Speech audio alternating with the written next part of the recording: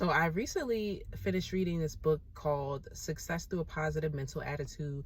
And one of the things that is taught in the book, or maybe I should say one of my favorite takeaways from the book, was this quote that says, "Be grateful for the good and graceful during the bad."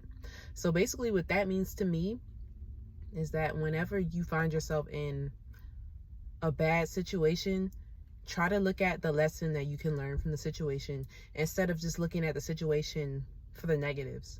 Because any and every situation that arises in life, there should be some sort of lesson that you can learn. Like, there's always a takeaway. It doesn't always have to be all bad.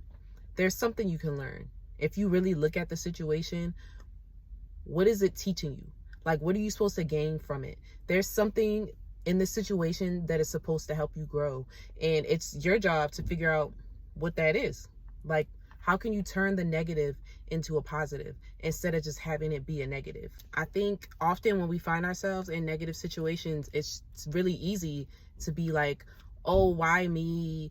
And to sit and dwell in our negative state of being instead of trying to figure out what we can take away from it. This is something I'm putting into practice myself. Like, I don't have this all down. Like, I don't have all the answers to everything. I'm growing and learning as I'm sharing, but I am learning to, instead of being in a bad situation and just being upset and just sitting and being upset for however long, to try to figure out, like, what can I learn? How can I become better from this?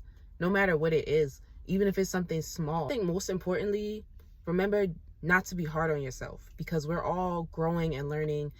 Nobody has all the answers. Don't let anybody convince you that they have all the answers, because they're lying. Nobody's perfect. We're all learning every day. And just try to remind yourself daily to be grateful for the good and graceful during the bad. And eventually you'll start to see the shift in yourself.